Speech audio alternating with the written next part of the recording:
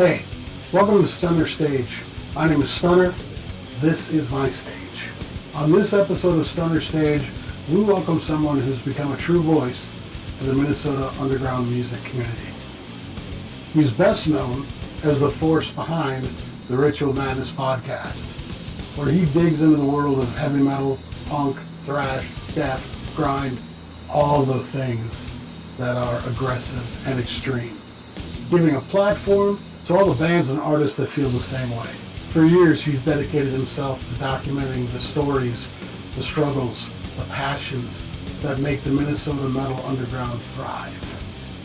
Whether it's through his podcasts, promoting shows, or just showing up and being a fan, he's built a reputation of being one of the scene's most loyal advocates. Today, I'll get to hear where music started for him, and with his obsession for heavy music. And it all started where someone who knows him casually may least expect.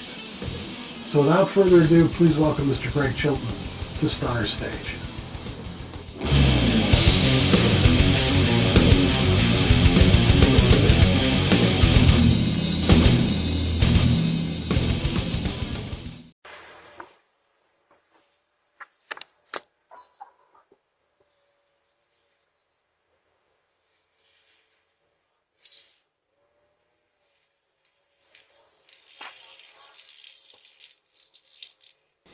Hey, thanks so much for joining me on Stunner Stage. Tonight I am sitting with a very old friend of mine. I shouldn't say very old, but still an old friend of mine.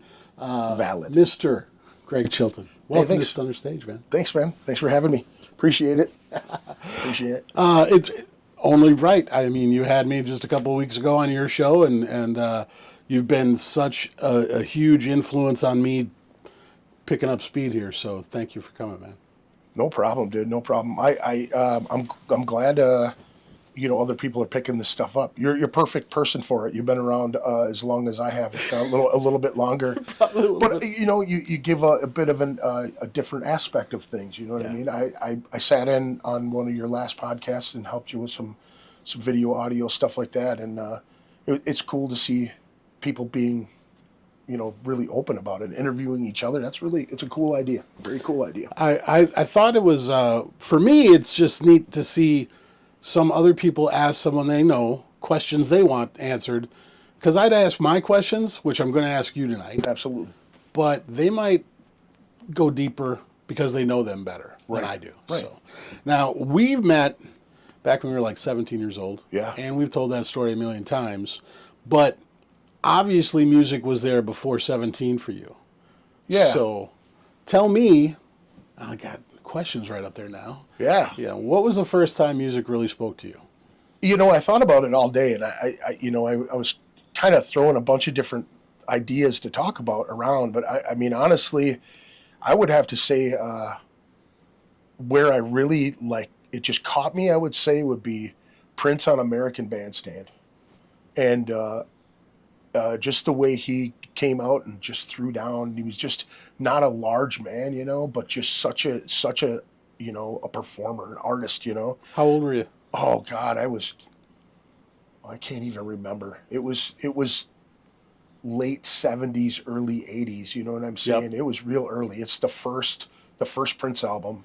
Yeah. And Was that no, it'd be the second one, the blue one, I believe it is, second or third. Anyway, it's Right. one of the old Prince albums, and he came out and Dick Clark asked him some questions, and he was like kind of playful with them, you know what I mean, but shy at the same time. Yeah. It just had it just really spoke to me as far as just performance wise, and learning kind of that the guy was from my home state. You know what I mean? Yep. And a lot later in life, I actually got to work at Paisley Park for a little while, and I got to hold that keytar that he played on American Bandstand. And I'm not going to lie to you, I was really I got to see so much cool stuff in Paisley Park. Right. The drum set from the video Mountains from the movie Under the Cherry Moon. I got to see the Buick, the convertible white Buick that he drove in Under the Cherry Moon. I got to see all of the motorcycles from Purple Rain. I mean, for me, lyrics, handwritten lyrics on the wall with like paper mache backgrounds and shit in these channel boxes, you know.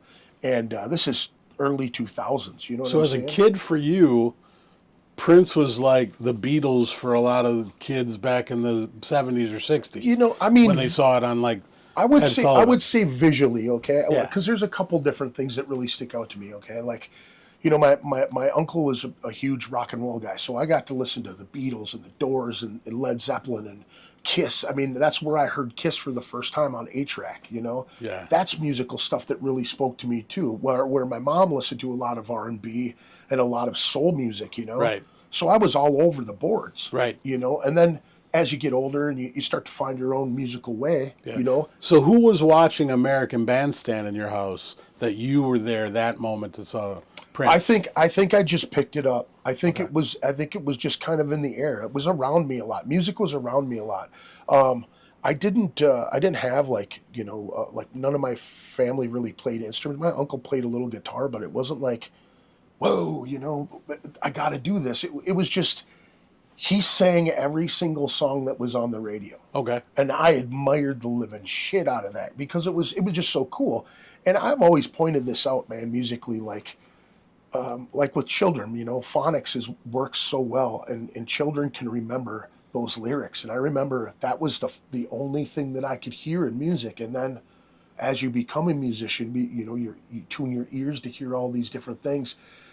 You know, your air guitar and into the singing part, into the bass line, into the, you know what I mean? And Yeah. I don't know, music's always spoke to me, man, really. My mom was always dancing and snapping her fingers, and Yeah. you know what I mean? Somebody was always singing or dancing or doing something in my life, so it was always there. Like my when- kid is the same way, you know? When you're talking about music and how you started out listening, you heard her vocals, and then you started thinking about guitar and the bass and the drums. It flashes back to me like when you go out to shows and you see fellow musicians out in the audience and they're sitting there with their arms crossed. Yeah. A lot of people think that that's just being an ass, but realistically, they're analyzing everything. Yeah. Because when you become a musician and you really sink into it, Yeah. you can't help but hear the hi-hat and hear this and hear that.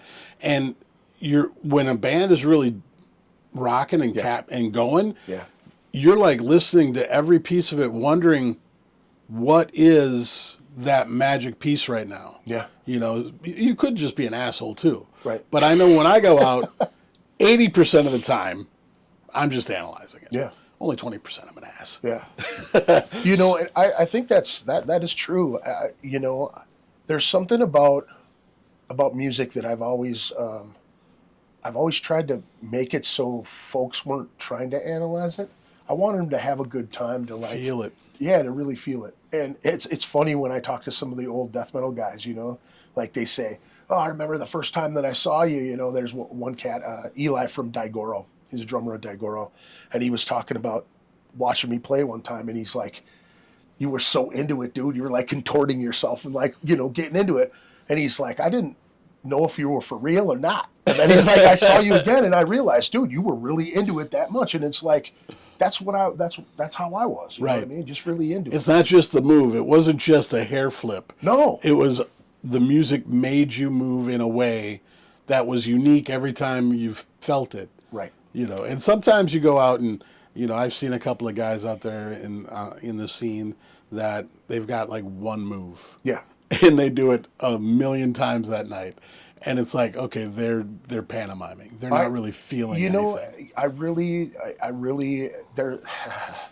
I really hated the strike a pose folks. You know what I mean? Strike a pose. Well, it's like you're allowing the instrument to play you and not you play the instrument, right? You're not playing with your soul. We talked about that. We did. You know how to me it just it is the quickening for me. Music has always been the quickening. I've always felt like once I started to get it a little bit, you know. Yeah. The way I stumbled into it, man, you know, my friends were playing it. They were focusing in on playing an instrument. They were learning Yep. they were at the beginning of their journey, and I stumbled into it, and they had no vocalist, and I was like, you know, I just wasn't afraid. That was it. You know, I saw a great quote from Henry Rollins saying that he's like, I'm not a talented guy. I just have discipline, tenacity, I don't think I was the most disciplined guy, but I think I had tenacity like a motherfucker. You know Oh what I yeah. mean? Yeah, Like yeah, yeah. that's what I brought to it is that the aggression that was inside of me, I just tried to push it out, you know, Yeah. and some people really dug it. Some people were like, this dude's a clown. And, you know, I did it a long time. And I feel like I learned a lot. I was super lucky to play with the people that I played with. You and I talked about that with you and Wally and Yep. the guys you jammed with, you know, back in the day. And I was fortunate enough to be around all of those musicians and practicing in the same spots at times. And you know what I mean? Just rubbing elbows with some of these fantastic musicians around here, man. I'm super lucky to be a part of it. I think we both are. I mean, we've similar orbits and all that. Yeah. Let's get back to a couple of the questions that Sure. I've had too. One thing too, you're talking about Prince, and that was the first in to music. That's when music spoke to you. In school, did you ever play an instrument? Did you ever do anything in elementary or middle school? Yeah, I played saxophone. Did you really? Yeah, and I really loved it too, man. I wanted to be Tim Capella, dude. You know All what I'm right. saying? The dude from what's the vampire movie where he's thrusting with Got the chain to the oiled up. yeah. No, what is it? Lost Boys. Lost Boys.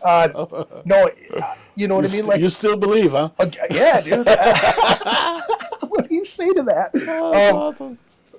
Yeah, man. You know, I mean, I grew up listening to a lot of R&B, so I heard a lot of horns. So how long did you play sax? No, just like 2 years in In school. school? Yeah, Yeah. and that was it. And again, it's just another thing that opened my ears up to different sounds. And when I listen to music, I mean, I've had so many musician friends that are like, dude, you have such great ears to hearing music and connecting, you know, the I guess, what do they call it? Not just structure, but the I don't know, they teach it in school. I can't even think. The theory. That's it, theory. The I just couldn't theory. think of the word.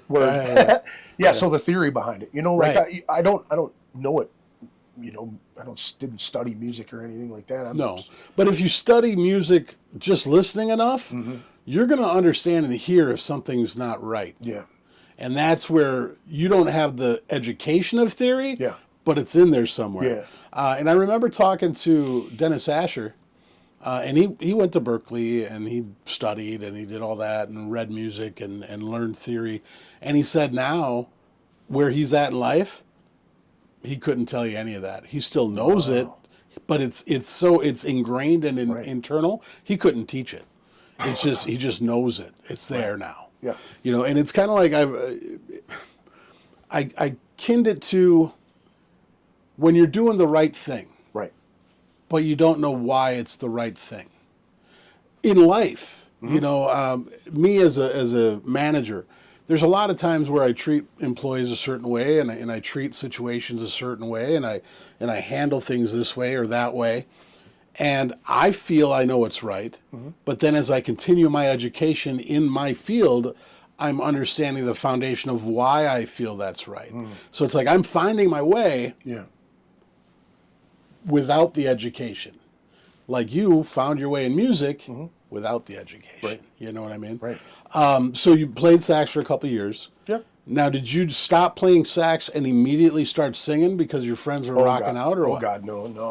That was, I would say, you know, probably another 6 to 7 years after that. You know, I mean, I picked up guitar and played some things with some friends that were jamming it, and they would show me Smoke on the Water, Yep. and, you know, little things Same. like that. Same. And I really enjoyed it. I thought it was super cool, and I had friends that were like, you know, I had a lot of friends that picked up things and caught on to them right away. So then I got really jealous about it. You know what I mean? Yep. Because you're just like, I just don't learn that fast when it comes to it. And I tried. And I played guitar. I still kind of fiddle with a bass a little bit here and there. I got a couple basses, but it never stuck with me. It was just, I mean, singing didn't stick either. Really. You know, I mean, I tried a lot of different things, and Yeah. I just, I guess, emulating it from my body and my voice seemed a lot easier.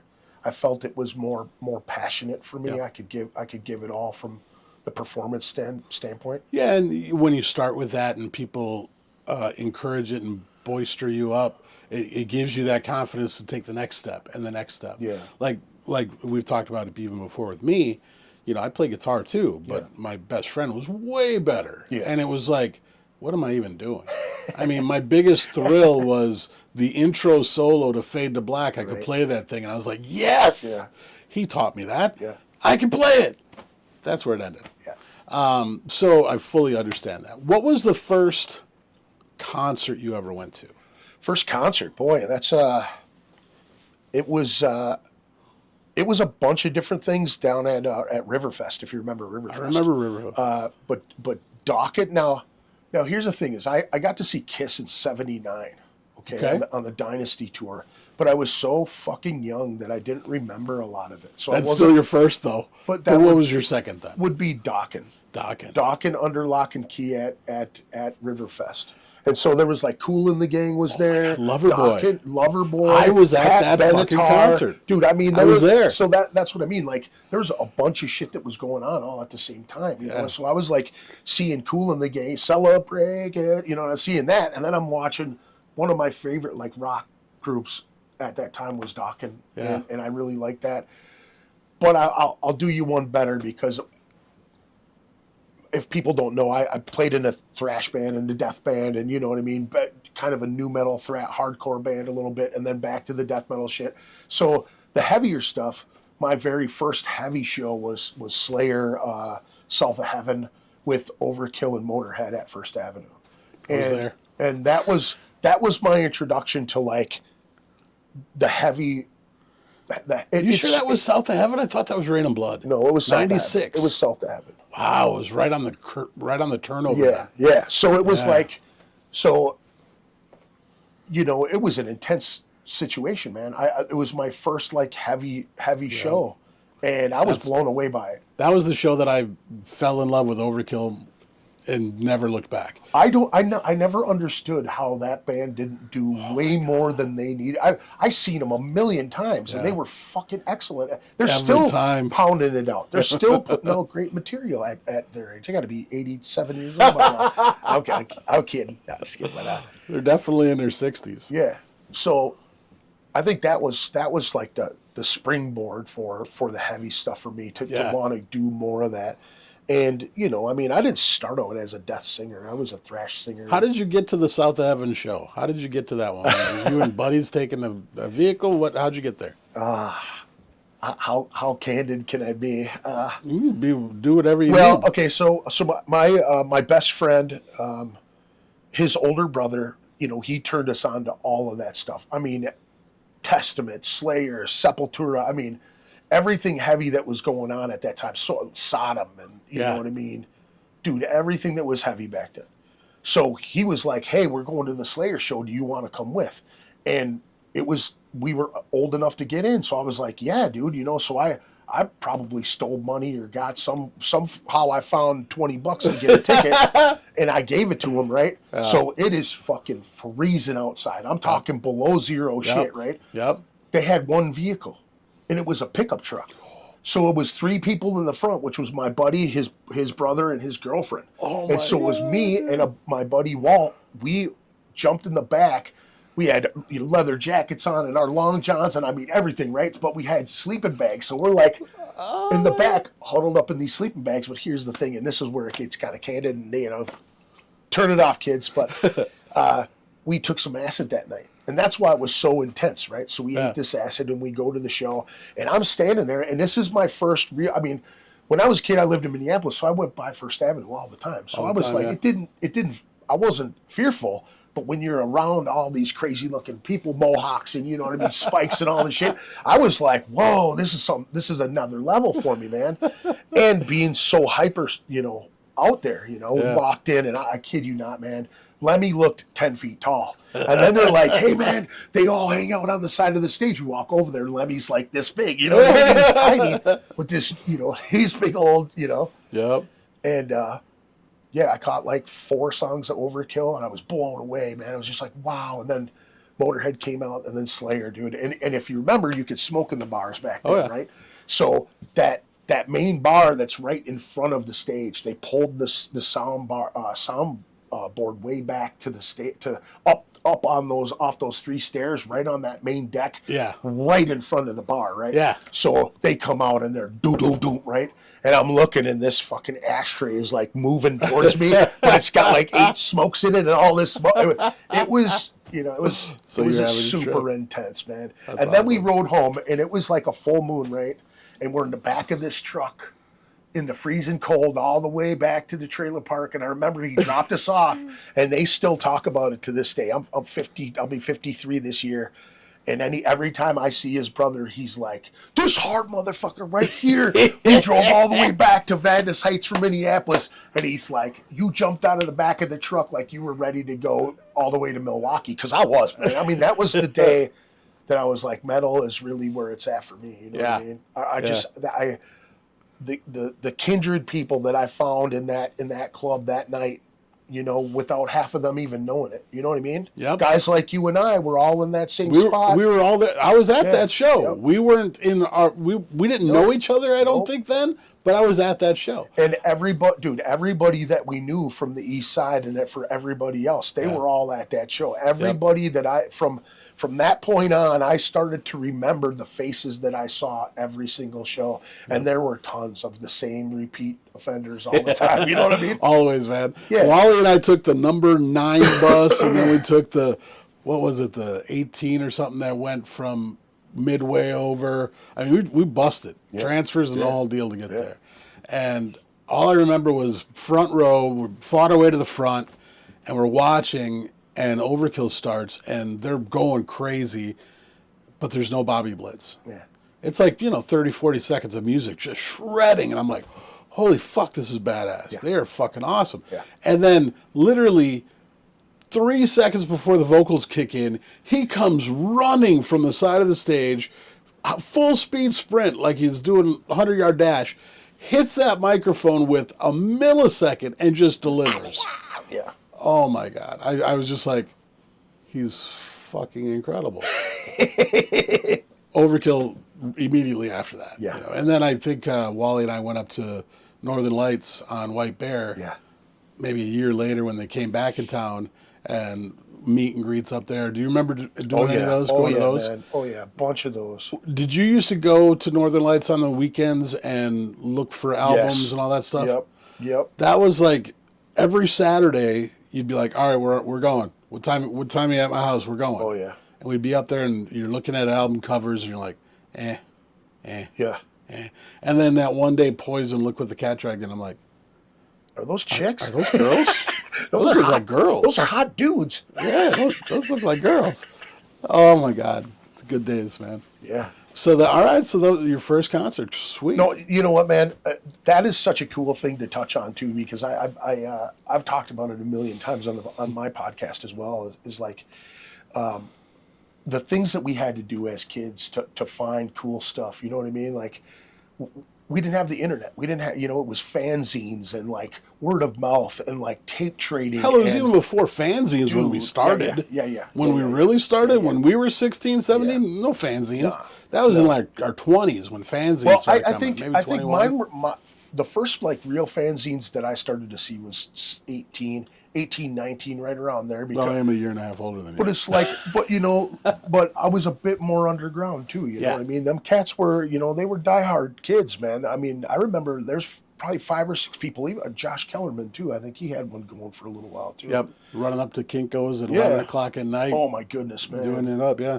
We used to do that with our, we'd go up and do J cards at Kinko's, and we'd do, I remember the biggest thrill we got was when Kinko's had the brand new black and white blueprint machine, and you could take your flyer and put it like 50 by 80. Yeah. And I was like, we're getting one of those. Oh yeah. It was like $20 for a flyer, but with that, you put that on the wall, everyone knew you were coming. Yeah, wherever, man. That was fantastic, man. That was. And again, kids nowadays will never know that pain. But it was also not pain; it was what we did. No, man. That was a rite of passage, in my opinion, man. Honestly, I think that, kids. I say kids, but there's a lot of bands out there. we're still in the scene. Us guys, I mean, I'm not playing. You're out there playing. You know what I mean? I'm Covers, not playing, but yeah. but I still have, you know, my finger on the pulse a bit. You know, Yeah. just to kind of stay in touch and really. Much like this, man, you know, you're sharing stories of things that happened in the Twin Cities, you know, back in the day, and you know, my whole thing with my podcast is really to pay it forward to other musicians like it was given to me, you know. Right. Guys Right. like Decker are no longer around. Guys like Earl Root are no longer around.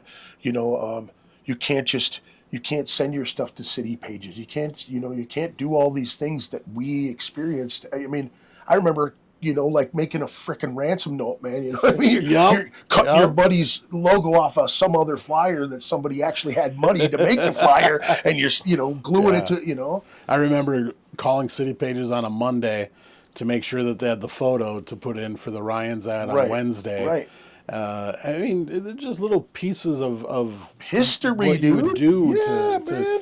try and have a good show. That you know? the guerrilla marketing just doesn't happen like it used to, man. You know, like I think they should get back to quarter page ads and going Yeah. out there to every gig and record meeting stores them. too, man. Yeah. I mean, dude, the last time that I was doing some stuff at the Skyway, you know, I there was a couple years that I did that over there, and when I went into Electric Fetus, dude, you know, and I handed the guy behind the counter, and he's like, "Yeah, a metal flyer." He's like, "Metal guys always make the most cool flyers. They always take this weird artwork." And he like went into it to tell everybody else there. You know what I'm Yeah, saying? yeah. And then he was like, "Hell yeah, we'll slap it up there." You know, that's what made me feel comfortable as a kid, man. You know what I mean? You'd go into some place and go, "Hey, I got a show, can I?" And they're like, "Fuck yeah, kid, throw them right here," you know. And you got a little stack of flyers, and you.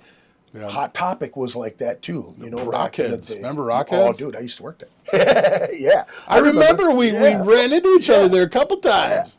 giggling. Yeah, like 4-hour port. No. that was a fun spot. God, I really dude. enjoyed that spot. That was a great spot, and it's like I don't know of anywhere like that anymore. yeah. You know, that's the sad part. Is like, you know, another 10 years when we retire, we might have to build one of those. Right. Just go back to that point where you'd go, you'd hang out, A rock and you'd roll talk store, about bro. stuff. You know what I'm saying? A rock and roll store where you get patches of bands that are relevant, or you know that they're there, they're out there. You know what I'm Yeah. saying? Not something like, you know. Yeah. I mean, don't get me wrong. I people like Blue Oyster Cult still, but I'm saying, you know what I mean? Like I remember going to some of them rock Hey, places. listen, man, I'm putting some Uriah Heep T-shirts up somewhere. Dude, why not? Yeah. You know what I'm saying? There's still, you know, I put some budgie up there too. You know what I You- mean? Like, there's one person I know that's going to watch this podcast Yeah. that could probably bankroll us yeah, and put that store together. that's a good idea, dude. yeah, yeah. So anyway, The icon. That'd be awesome. He should just hook it to his guitar shop. so let's go. So the next thing that I wanted to ask too is like, you know, we went through your start, what got you into music, your first real concerts. Yeah. By the way, real quick on that Riverfest, I don't know if you remember, but Loverboy got booed off the stage. Oh, I don't remember that. People throwing money at him, throwing quarters at him just to get him off the stage. Damn. And it was right before Dokken. Wow. It was like people wanted to see Dokken, and they were like, get off the stage. Yeah. And I was just like, whoa. Yeah, I may have missed all of that. I was pretty young too, you know.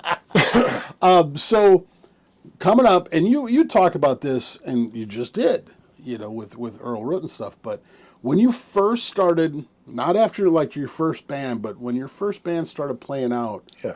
who were the first local heroes or mentors or people you looked up to locally when you first started playing? Band wise, Disturbed. Disturbed was one of those. Destitute Idiots was another band. Death Squad was another band. I remember that spot. You know, like I would say Jim Odegaard and Earl Root were two of the guys that like really inspired me as far as like seeing the Jim from Coup de Grace as well. The Coup de Grace guys were always really cool to us as kids. A band called Animosity. I don't know if you remember those I remember guys. Animosity, yep. Now that was, I see I could go back to seeing those guys for the first time and really like, this is local, you know, this Yeah. is the real thing. But Jim Odegaard pulled me aside. You know, R.I.P. Jim. He just passed away not that long ago. But this was a guy who was playing around town quite a bit. You know, they were open for some pretty big bands. You know, and when I found out that they were local, I was like, oh my God, you know? And then playing in my first band, you know, doing this thrash thing, and then Decker gave us a show at the Varsity Theater. What was that band's name? That was Lobotomy back in the day. Yeah, okay. So that was, you know, completely different. You know, it was, I really wanted to sound like Phil from Sacred Reich. That was my goal of that style. But Jim Odegaard walked up to me after we got done playing, and he was like, hey man, I really like what you're doing. And, you know, for a guy, I mean, even at that level, you know, to me, he was a fucking rock star. And he carried himself like a rock star to me, you know, when I was a kid. But he was one of the most down-to-earth dudes I'd ever met at that point, Right. you know. And I've seen him later on just be a dick to people, you know what I'm saying? Like, we all can be, you know what I mean? It Depends on the moment. Really, yeah, it really you does. So he pulled me aside and he said, you know, you really got something there. And he was just focusing on what I was doing up there. And it gave me the inspiration to want to continue, you know what I mean? That somebody noticed that I was at least trying, you know what I'm saying? You need that, man. Yeah, for sure. And he was one of them cats. And then it was like, after we moved from this thrash thing and tried to do this death metal thing, it was like he pulled me even closer.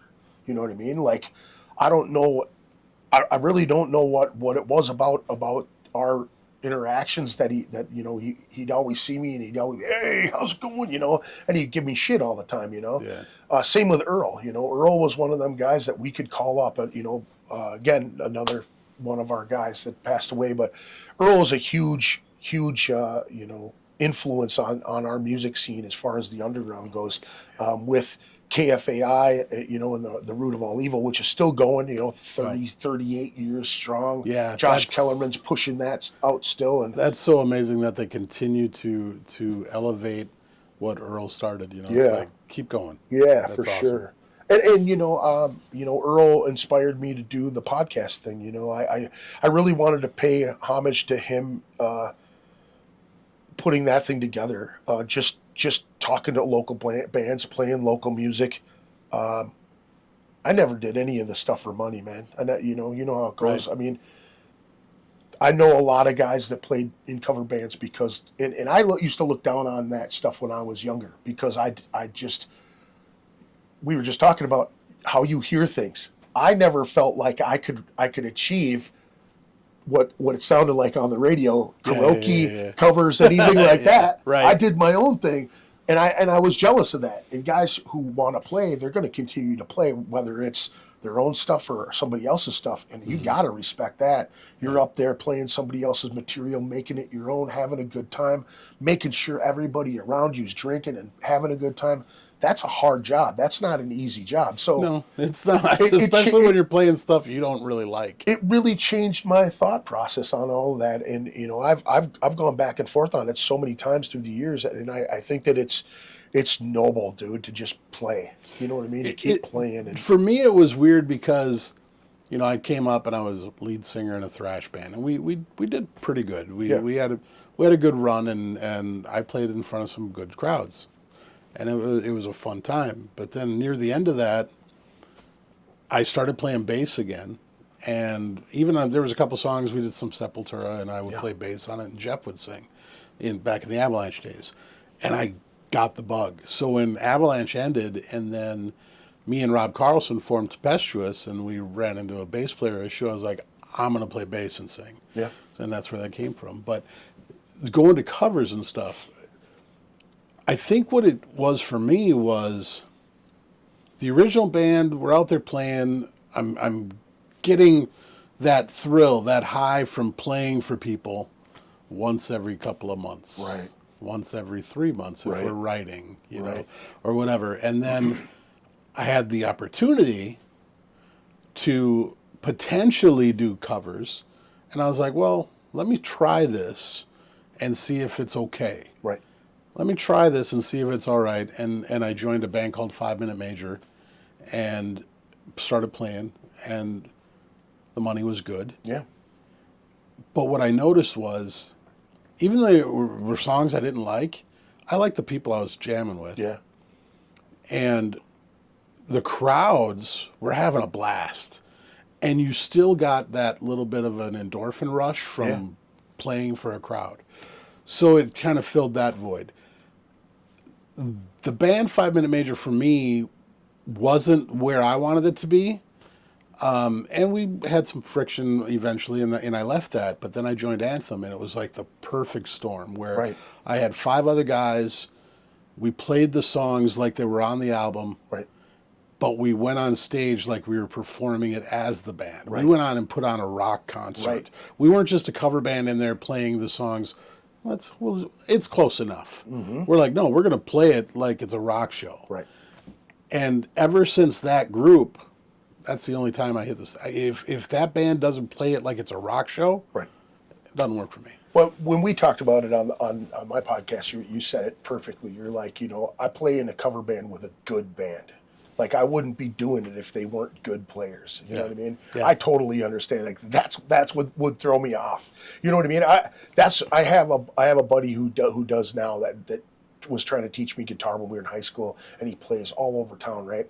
And I just remember there'd be solos that I would hear, and I'd be like, "Oh, that's wrong. Oh, that's wrong. Oh, that's wrong," and it would throw me off. Like, I'm a stickler for it. Yep. It's what you hear in your head. That's why I can't do karaoke, because if I'm off, I'm like, "Oh yeah, you suck, dude. You better put that mic down, dude. That is garbage," Yeah. But yeah. So tell me some of the. We don't have all night for this, Yeah. but I need at least 2 Yeah. of your biggest, most memorable gig stories or road stories. Either you playing or you security or you roading, whatever it was. Give me 2 of your most entertaining stories. Oh. Well, obviously, I would probably say X Fest would be one big one that I did, and I look back at that lineup and think, holy shit, I played with all of those bands, and it snowballed so many different opportunities for the band that I was in at the time. Hang on now. So you're talking 93X Yep. radio station, Yep. X Fest. Now this would have been 2000. early 2000, Yep, right? 2000. 2000. So was 2000, this yep. sub-level? End of 99, yeah, we started playing the Battle of Bands for 93X. They put out a call to all the local bands, and it was the first of its kind for a spot on X Fest. It was a big deal, you know what I mean? And there were some fantastic bands in town at the time. I wish Avalanche was still around then, because we had just broken up. And in you guys had a 99. fucking diehard following too. You I know would what I have mean? loved to. Yeah. I still had my buddies at 93X Yeah. at the time. I was doing Loud and Local with Patrick. Right. Sub-level. Right. So, we got the call to go and do this thing, and we played a bunch of shows for that, and we ended up eking out a win.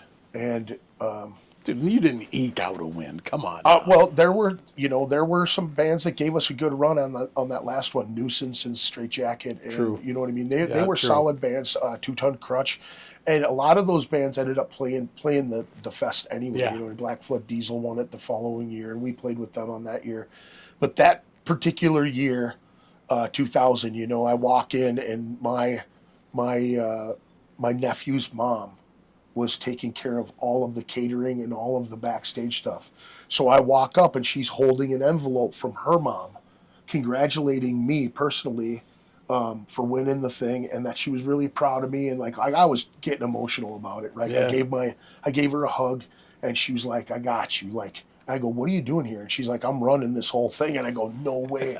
And she goes, "Come on, I got your dressing room." And I'm like, "What do you mean dressing room?" Right? So we walk into the dressing room, and Stone Temple Pilots is on one side of us, and then I can't even remember who was on the other. It's like Mudvayne or Three Doors Down or somebody like that, right? Was on the other side. And so we're and it's just this huge green room, dude, and it's tons of booze, and I mean she stocked us to the gills, man. Tons of candy, and I mean it was the best experience.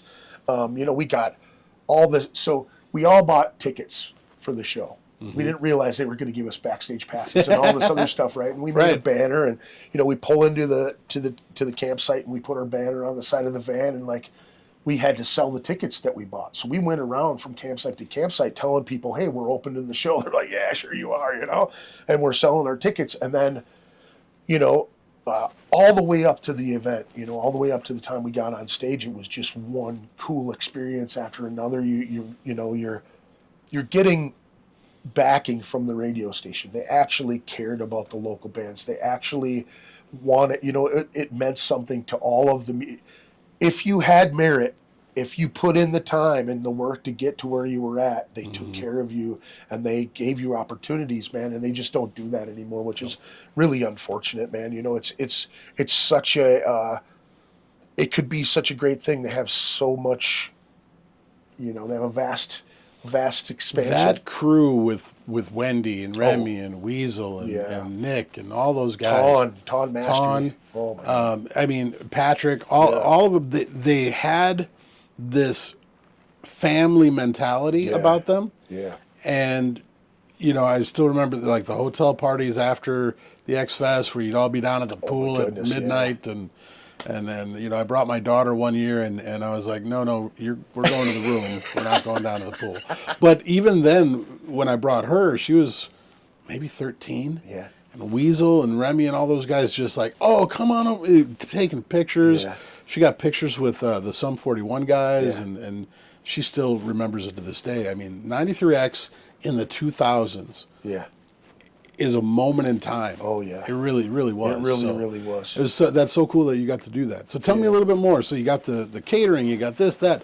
What about the performance? The performance, you're obviously you're shitting bricks. You know what I mean? It's the biggest thing that you've ever done. I mean, it was easily 25,000 people. There was a lot of people there, and they were up on the hill. They were down the pit. I mean, there was a giant cloud of dust because of the pit going on. I was getting really fucked up because I can't stand the smell of diesel, and all of the generators were just pumping diesel and blowing on the stage, so it just tore me up. Yeah.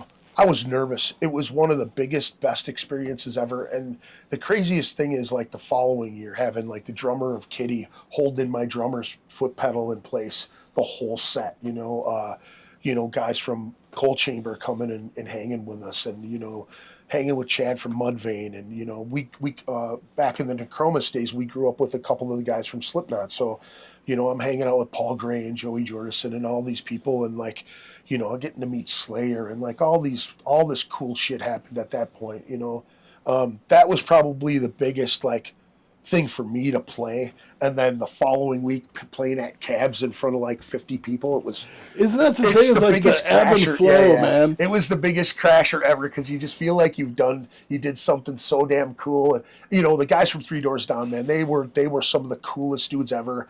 Not my cup of tea musically at that time, but dude, they came up and were like, what label are you signed to? Where are you from? And I'm like, dude, I'm from literally right over there. I'm driving home after dude, this. we could go to the van and smoke a joint if you want. You know what I mean? Like that's how it felt. And they were like, hey man, come with me. Like the dude brought me to his A&R rep. Like he sat down with the guy, and then I blew it, just being a knucklehead and going back and partying and doing things I probably shouldn't have. It was a great experience, man. I learned a lot about the music industry, about what to do and what not to do. Right. After that particular band, I took a hiatus from music for a little while, and I went on tour with a funk band, Tribe of Millions. Okay. And I went to Cincinnati, Ohio, and that goes into my next like thing that I really. This is one that I toured with a funk band, and I loved everything that they were doing. I learned more about Parliament Funkadelic, James Brown, Isaac Hayes. I mean, all of this old soul, man, in Cincinnati and like the Ohio Players. I mean, every kind of funk. James Jamerson? Dude, so much crazy shit, right? And being in Cincinnati with, with a family, man, that grew up with Parliament, that the drummer's sister sang with Parliament, okay? Nice. My mom was a huge Parliament and Bootsy fan. So, like, I had all these memories of these records and Dr. Funkenstein and all this shit, right? Yeah. So, like, we're hanging out in this club in Cincinnati, and in comes the backup singers from the Rubber Band, right?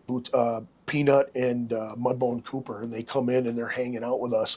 And then, like, horn players come in and, like, all these fucking random funk, like, serious. They're in the Rock and Roll Hall of Fame. You know what I'm saying? Yeah. Like I got to meet all these people, and then it snowballed into, getting in for free at First Avenue and hanging out with George Clinton and like walking him to his car and like, the dude drew an atomic dog freehand in my CD case. You know what I mean? It was like one of my all-time favorite composers of music, one of my all-time like, he's one of the psychedelic funk godfathers, man. You know what I'm saying? Like it would be like me meeting Ozzy Osbourne. You know what I'm saying? Like that. Yeah. That's how much that means to it. It'd be like me hanging out with Prince, and like me working at Paisley Park. I will never forget that shit. I moved a fucking baby grand piano. How did you get that gig at Paisley Park?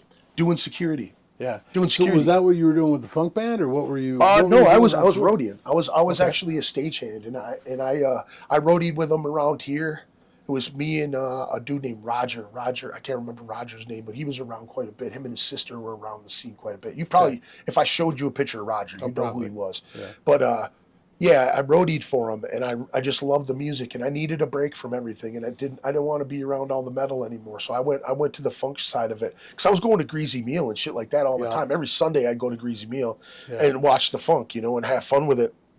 And I gotta say this too, because I wouldn't be a death metal singer if I didn't have a fucking trophy for breakdancing, right? So, and that's real, that's legit. That's legit as it comes. I actually do have a Did you walk around with your own cardboard box to... I did. Linoleum. Yeah, my buddy's dad was the guy who did flooring, so like he had a he had it where you could fold it, so it like fold up into this little thing. And we did all that shit, you know what I'm saying? Man. Yeah, Benji from Black Flood Diesel, man, it's really funny.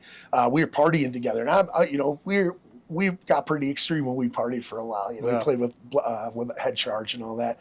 And one night we were partying, and I looked across the room at him, and I was like, I walked up to him, and I just realized that I was in a breakdance competition with Benji, and I beat him to win the trophy that I have in my mother's garage right now. No lie, right? So I asked him, I said, dude, were you in a breakdance competition like in Forest Lake in like the 80s? And he looked at me and he's like, yeah, at the Northland Mall. And I was like, yeah, dude. So it was like, just crazy funny. Weird shit like that. But Benji was, I remember Benji, he was in a band called Clockwise. Yep, Clockwise was great. And they warmed up for Avalanche a couple of times. Yeah. And man, they were so good. They were so good, man. And then, it was great to see that he moved on and did more and more and more. Yeah. But I will always remember Clockwise before the others. Excellent, man. It's like, to me, Clockwise was him versus him joining somebody else's project. Yeah. He's a great player, great guy. Well, that Black Flood Diesel thing was his. You know what I mean? That was his baby. That was the, you know what I mean? Like he built that. He got,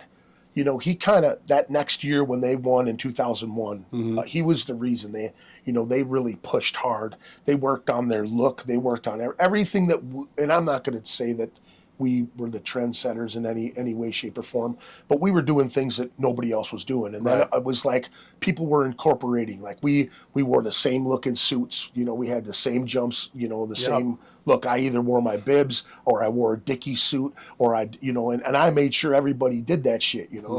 And we did cans in front of us. Nobody was doing that.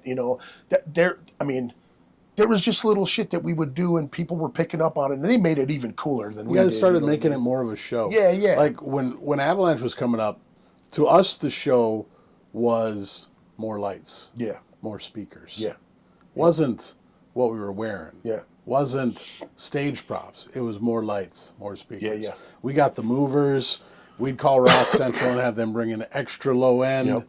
I mean, we were trying to be Manowar, man. Right. We were trying to be as loud as possible. Yep. And that was us. And then the next generation right behind us started going, all right, well, let's have that cohesive look. And there you go. Yep. And, nowadays... Well, the death metal shit, that was the thing. It's like the death metal thing wasn't like that. It was the hardest shirt you got on and a pair of jeans and some high tops, and that was your thing, Yeah. But then when we got into the, we started Sublevel, it just kind of evolved from these different things. We're picking up, there was a little bit of this, a little bit of that, I remember. It was great shit. I again, stumbling into jamming with, guys like Johnny Ramirez and Eric Christensen and, the Mathwig boys and Dan, all them cats, man. Like, again, Jay Notebart. I can't say enough about those guys. Guys like Sean Jensen from Neurotoxin, and all of the old cats, man. Again, Jim from the Coup de Grace and all them guys. I mean, those. They all inspired me, man. They all did something different. I mean, every time I seen you, I mean, we were stroking each other's ego on the podcast before. I loved watching it back, and you're just kind of like put a smash on it. We could do this all night, dude. Let's keep going with it. Next. But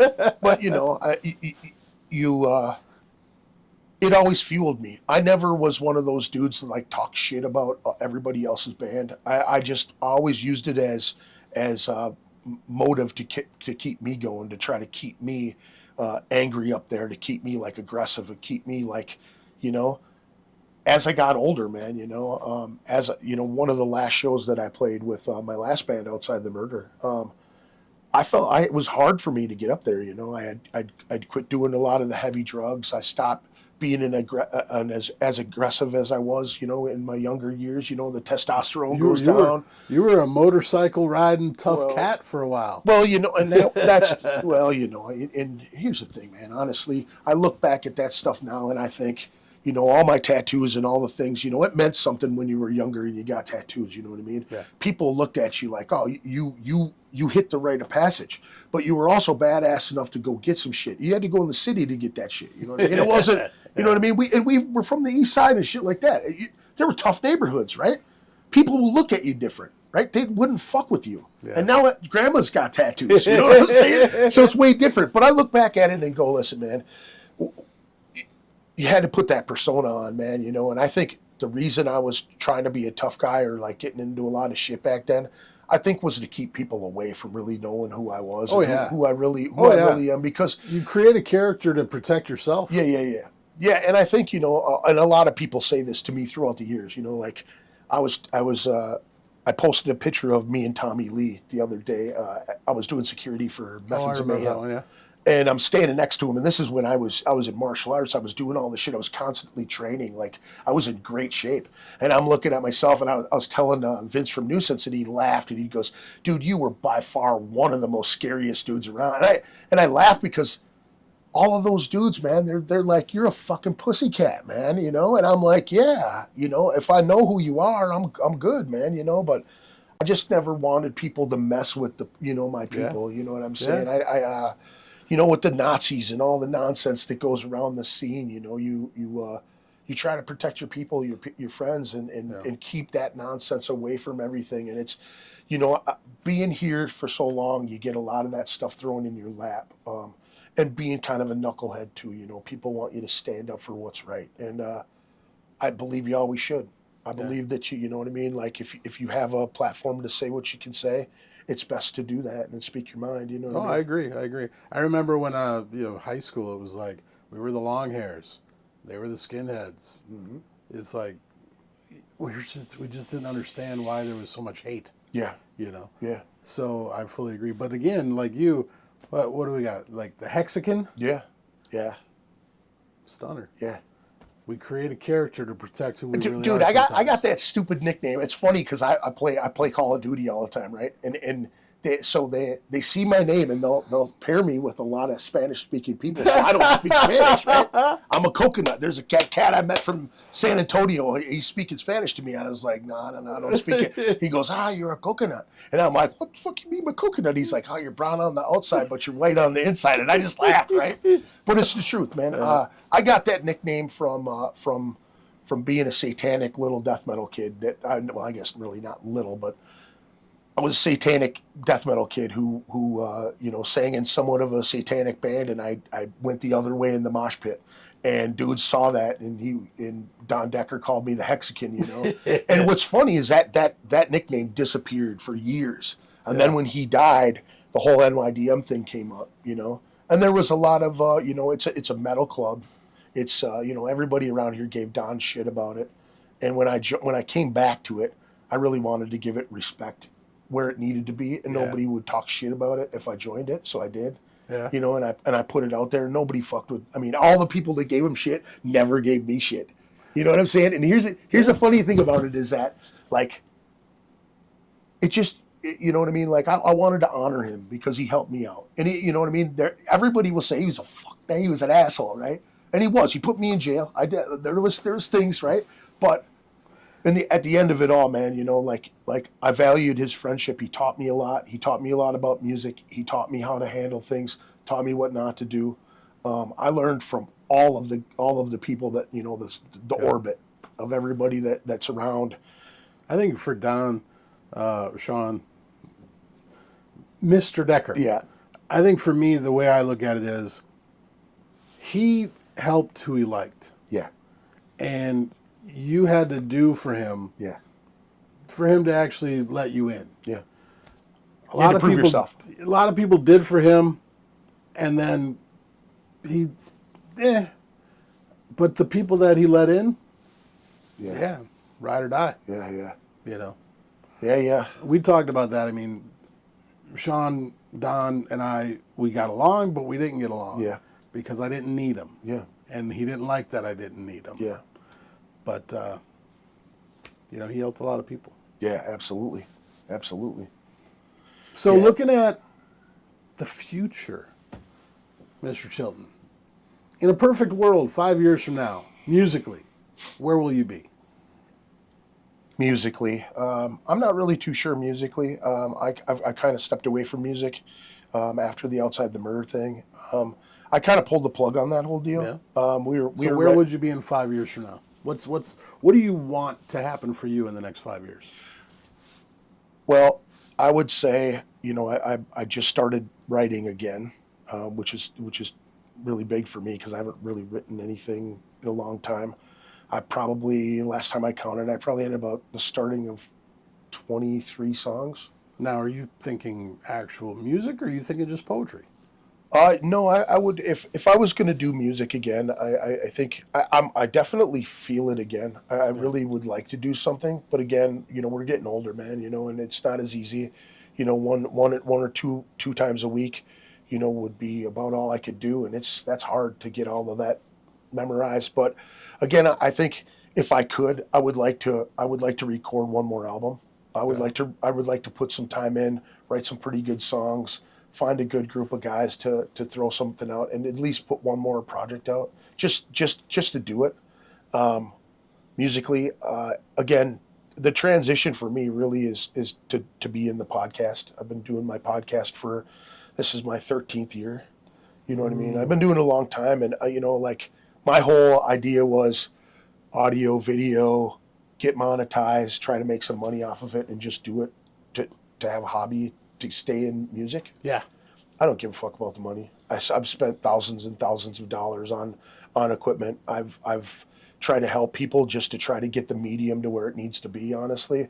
I think we have so many talented individuals in this music scene that I'll never run out of people to talk to. Right. I'll never not want to talk to people. I'll never not want to hear their stories. I'll never not want to chronicle anything that's music in this town. I think that this music scene has way too many talented people to not showcase it.